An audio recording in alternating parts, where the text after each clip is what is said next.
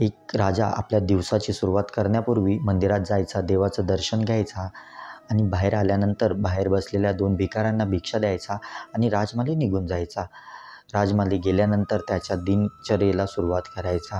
ही प्रथा वर्षानुवर्ष अशीच चालत होती. राजा मंदिरात जायचा, देवाचं दर्शन घ्यायचा आणि बाहेर बसलेल्या भिकाऱ्यांना भिक्षा देऊन राजमाली निघून यायचा.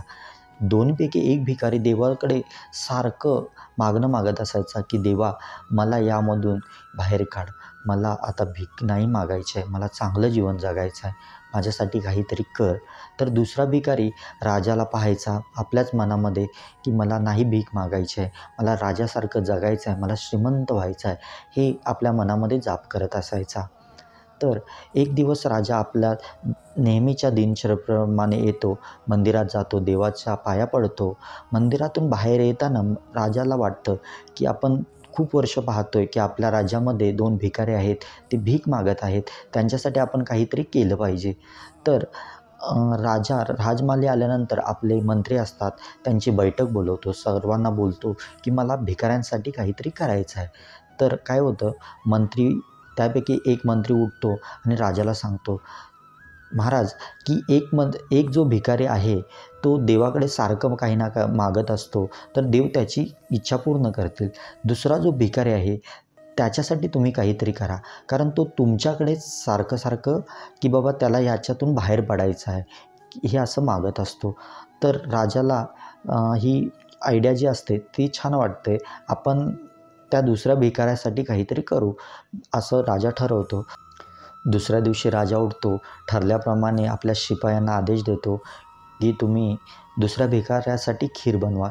खीर बनवून झाल्यानंतर राजा त्यामध्ये शिपायांना सांगतो की तुम्ही सुवर्णमुद्रा टाका. सुवर्णमुद्रा टाकून राजा ती खीर त्या भिकाऱ्यासाठी पाठवून देतो. भिकाऱ्याकडे खीर पोचल्यानंतर पहिल्या भिकाऱ्याला दुसरा भिकारी बोलतो, काय रे, तू देवाकडे दररोज काही ना काहीतरी मागतोस की देवा मला याच्यातून बाहेर काढ, माझी याच्यातून सुटका कर, मला चांगलं जीवन जगायचं आहे. तर देवाने तुझी काही मदत काय केलेली नाही, पण राजाने माझी मात्र मदत केली. मी राजाकडे सारखं मनामध्ये मागत असायचो की माझ्यासाठी काहीतरी कर. तर राजाने खरंच आज माझ्यासाठी तो दिवस उजाडला आणि राजाने माझ्यासाठी खीर पाठवून दिले. हे बघून तो भिकारा खूप आनंदी होतो.